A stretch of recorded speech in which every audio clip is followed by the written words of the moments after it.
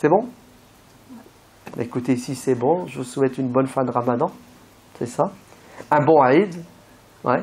Donc, le Aïd, merci, ça sera le mardi 5 juillet. Tout simplement. Vous savez pourquoi? Parce que le croissant lunaire, le croissant, vous savez ce que c'est le croissant lunaire? Le croissant, ça veut dire le début du mois. Donc, le croissant lunaire naît le lundi 4 juillet à 11h, 1 minute. Donc, le lundi soir, à l'heure du coucher du soleil, il sera visible. Pas en France, mais c'est rien si on ne le voit pas en France. Tant que d'autres musulmans l'ont vu ailleurs sur terre. Et ils nous mettent au courant. Donc, il sera vu. D'ailleurs, il sera vu en France. Mais la France d'outre-mer, en Polynésie française. Ça va, c'est toujours la France. Ça vous va? France à rallonge. Donc, il sera vu il est visible en Polynésie française. Ouais. Donc, il est né le lundi à 11h du matin. Mardi, c'est l'Aïd. Et je vous annonce une mauvaise nouvelle en même temps, ça va être le boxon, l'Aïd, cette année. Ça va être le boxon. Ah oui, ça va être... Si on a commencé au début tous ensemble, c'était un pur hasard. Hein. Ah oui. L'an dernier, c'était comme ça. Ouais, c'est le boxon, ça va continuer.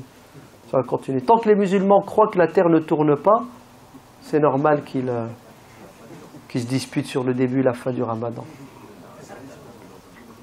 Vous le savez, ça, hein? Non? Il y a des savants musulmans qui disent que la terre ne tourne pas. Wallah al-Adim. Et la fatwa, elle existe toujours. Déjà, dans les années 70, le grand conseil des grands savants d'Arabie Saoudite se sont réunis et ils ont fait une fatwa. Alors que c'est pas de leur ressort. Ouais, la physique, la médecine, c'est pas ton domaine, tais-toi.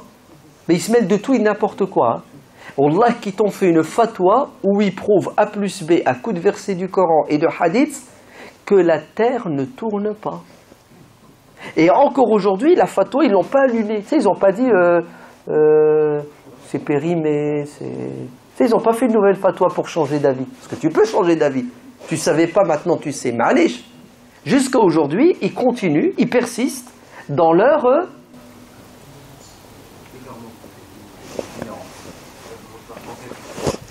C'est bon. Tout ce que vous avez dit, ça marche. Tous les mots, ils correspondent. Wallah, ils correspondent tous.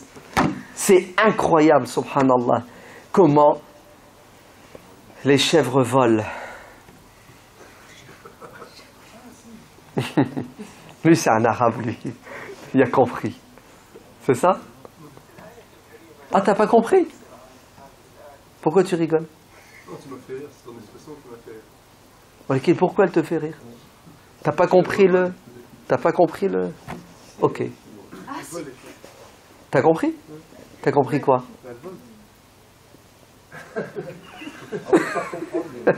Une chèvre qui vole? Non, il faut avoir un peu de culture arabe pour comprendre. Alors, je vous raconte l'histoire et là vous allez comprendre. Il y a deux arabes. Ouais.